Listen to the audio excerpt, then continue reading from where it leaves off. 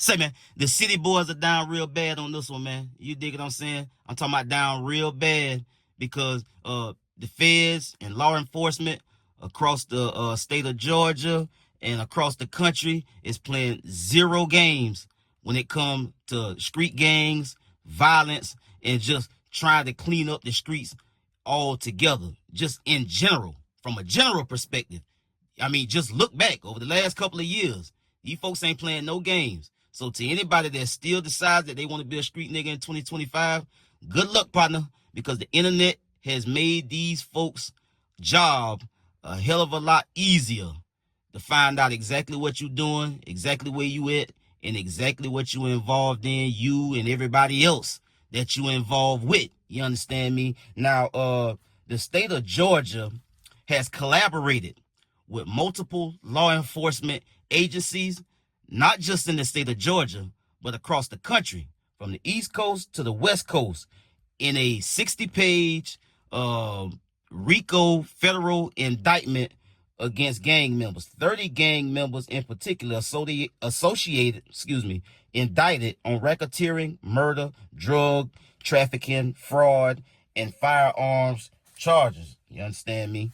Now, these states, these cities across the state of Georgia include Hinesville, Georgia, Savannah, Georgia, Augusta, Georgia, and the metro Atlanta area.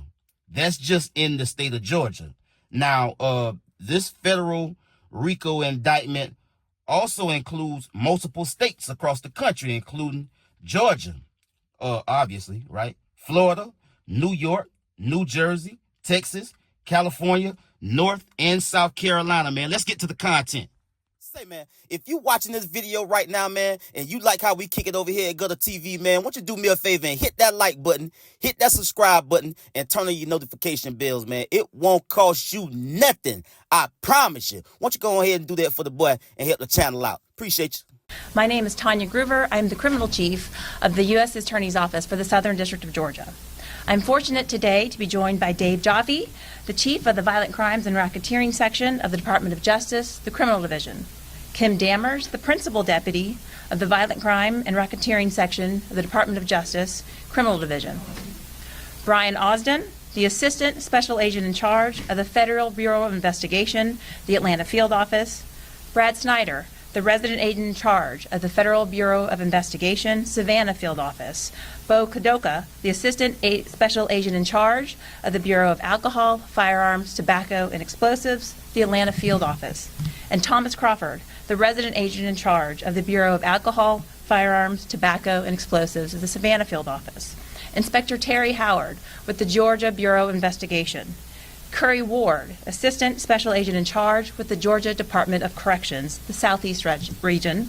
Robert Johnson, captain with McRae Helena Police Department. Lisa Treadwell, trial attorney with the Violent Crime and Racketeering Section with the Department of Justice, and Frank Pennington, an assistant United States attorney with the U.S. Attorney's Office for the Southern District of Georgia. This morning, the United States Attorney's Office, in conjunction with the Violent Crime and Racketeering Section of the Department of Justice, unsealed an 8-count indictment charging 30 defendants in connection with alleged criminal activity committed by the sex, money, murder gang members and their associates. The federal charges include racketeering, murder, drug trafficking, fraud, and firearm charges. These 30 individuals are facing charges including racketeering conspiracy, murder in aid of racketeering, conspiracy to commit murder in aid of racketeering, use of a firearm resulting in death, drug conspiracy, and wire fraud conspiracy. This indictment is a testament to the diligence and dedication of the department's prosecutors and investigative partners in battling violent gangs in the greater metropolitan area of Savannah and beyond. This case reflects a sustained team effort to bring gang members and associates to justice for their tremendous violence, including murders, stabbings, and robberies, and harm they've inflicted to this community. At the outset, I want to take a step back and note that organized violent street gangs threaten the safety and security of our communities. This particular gang, the Sex Money Murder Gang, not only engaged in murder and illegal drug trafficking, both of which contribute to loss of life and spread of addiction, but also federal program fraud, diverting financial relief intended for struggling businesses and individuals during the pandemic. These actions undermine public safety, erode institutions, and exploit systems meant to support vulnerable populations, leaving long-lasting damage in its wake. As alleged in the indictment, the sex money murder enterprise enriched its leaders, members, and associates through drug trafficking, wire fraud, and bank fraud, and by smuggling narcotics and contraband and cell phones into prisons and jails. The sex money murder gang also preserved and protected its power, reputation, territory, operations, and money of the gang through the use of threats, intimidation, and violence, including murders and stabbings and robberies. The sex money murder gang also kept its victims and witnesses to the gang's activities in fear through threats of violence and actual violence. And the sex money murder gang provided financial aid and assistance to incarcerated gang members and associates by posting pretrial detention bonds and funding jail commissary accounts. As alleged in the indictment, the defendants charged today committed heinous acts of violence and other serious crimes in support of and in connection with the sex money murder gang.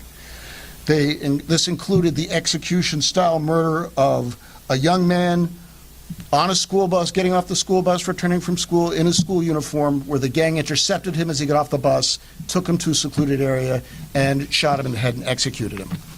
It includes a plot to murder certain incarcerated fellow gang members for perceived violations of gang rules, which resulted in a near-fatal stabbing. It involved gunpoint robberies, the distribution of deadly drugs, including methamphetamine, cocaine, and heroin throughout the Savannah metropolitan area, and it included sophisticated fraud schemes that targeted federal COVID-19 relief programs, resulting in an intended loss of over $850,000. Part of this operation, as the indictment alleges, this street gang took great efforts to fund its criminal activity, to include setting up a nonprofit website called Listen to the Kids, which its main purpose was to collect donations that would help fund sex money murder street gang. Yesterday, as part of this operation, we made arrests in Hinesville, Savannah, Augusta, and Metro Atlanta. We also made arrests across the country to include Florida, New York, New Jersey, Texas, California, North and South Carolina. I would like to thank our state, local, and federal partners who helped greatly during this 4-year investigation. These partnerships are a multiplying force across this region and our country, making a huge impact on the fight against these highly organized, violent organizations. This operation is a direct response to the rising violence and criminal coordination driven by this gang. These criminals preyed on our communities with reckless disregard for human life, engaging in murder, drug trafficking, financial fraud, and violence within and outside the walls of prisons. This case reflects years of collaboration and relentless effort by law enforcement. We are proud of the progress that we have made. As a result of disrupting gangs, removing violent offenders from our communities, denying firearms to prohibited individuals, and seizing unlawful firearms like machine gun conversion devices, we sent a clear message to the citizens of Georgia. Your safety is our top priority. We are here, united to make our communities safe. Thank you. As has been mentioned here, it is a network of law enforcement for the success that we have today. That includes the United States Postal Inspection Service, the Federal Bureau of Prisons, the Georgia Department of Community Supervision, Georgia State Patrol, Hinesville Police Department, Liberty County Sheriff's Office, Dodge County Sheriff's Office, Chatham County Police Department, Chatham County Counter-Narcotics Team, the Savannah Police Department, McRae-Helena Police Department, DeKalb County Police Department, Brunswick Police Department, Richmond Hill Police Department, and the United States Marshal Service. This indictment is an example of local, state, and federal law enforcement working together as a network to fight an allegedly deadly network of criminals who ran a criminal enterprise from within the Georgia Department of Corrections. The FBI announcing the indictment of dozens of people in what they say is a multi-state racketeering conspiracy involving drugs, fraud, and even murder. They say that these people are members of a gang called Sex Money Murder, linked to the larger Bloods gang. Our Jasmine Butler was at that news conference today and joins us now live. Jasmine, the FBI still looking for some of those suspects? That's right, Tyler. In this 61-page indictment, it lists 30 people that the FBI says is a part of that gang. 18 of them were arrested, 10 of them were already in jail, and 2 are still out there. They're still looking for them, but all of them, they say, are involved in crimes, both, quote, on the streets or inside of prisons. Now, one of those people the FBI says they're still looking for is 27-year-old Quinn Howard, who has ties to coastal Georgia.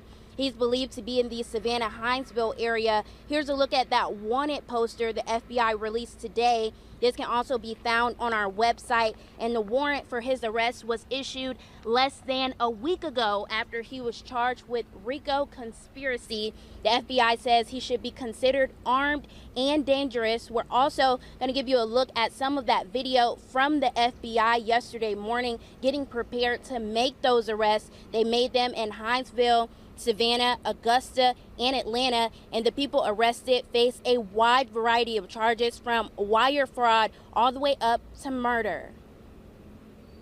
This indictment is a testament to the diligence and dedication of the department's prosecutors and investigative partners in battling violent gangs in the greater metropolitan area of Savannah and beyond.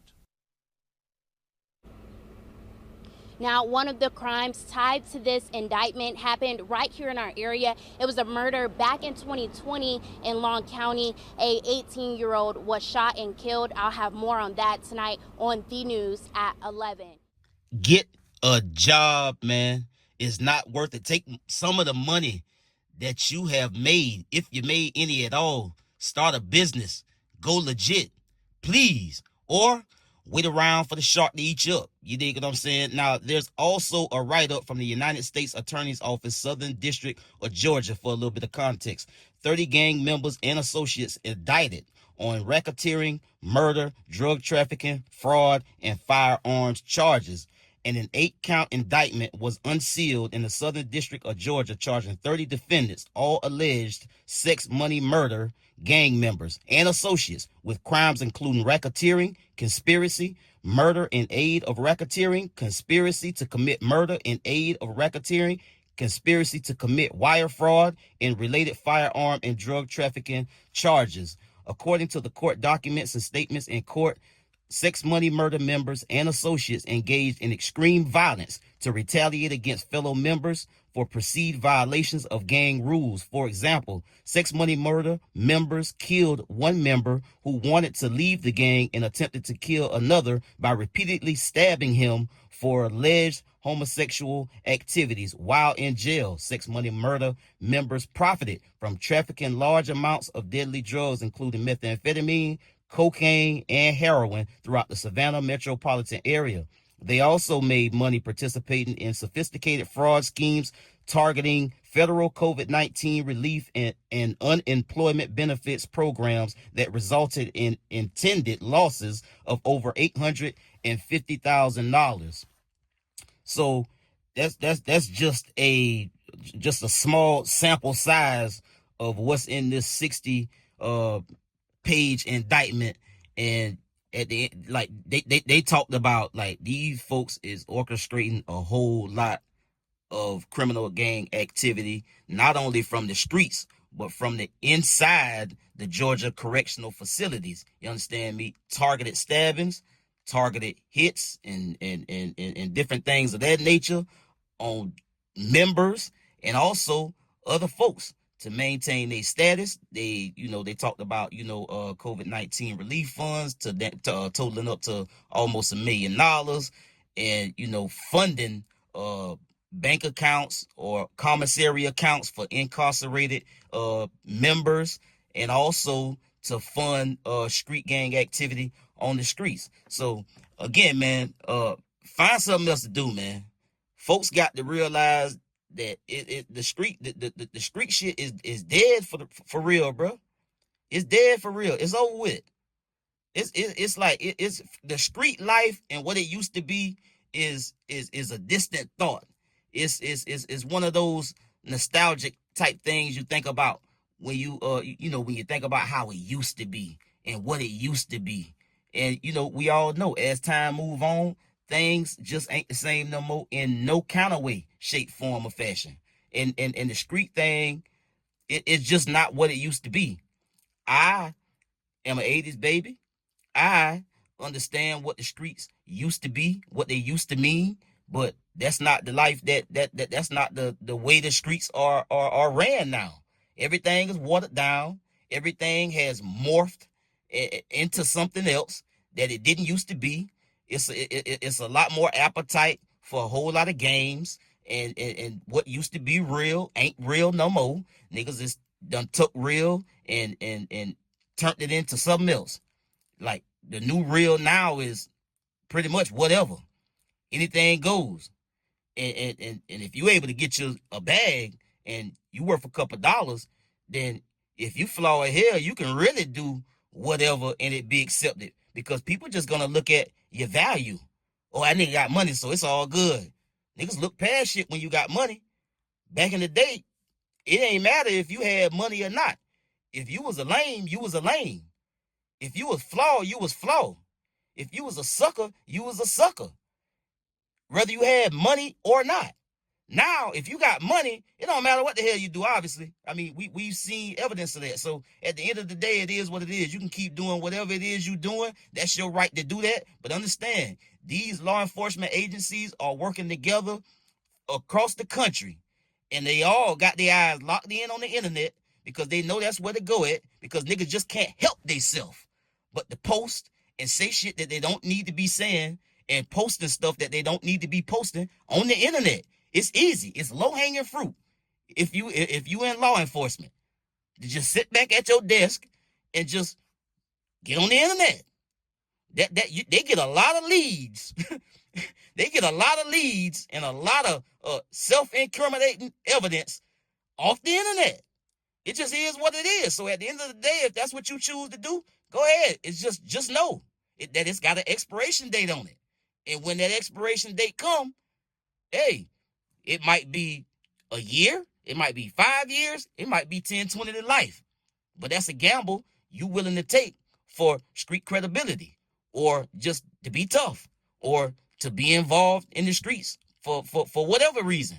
These folks is not playing no games, bro. They snatching up folks whether you did something or not. In some cases, you just getting wrapped up in a conspiracy. All you got to do is be with 2 or more people engaging in criminal activity. And there you go. You might not did nothing, but just been around a nigga. But you ain't got no business being around a nigga. I'll get at y'all on the next one, man. Y'all be smooth. I'm out.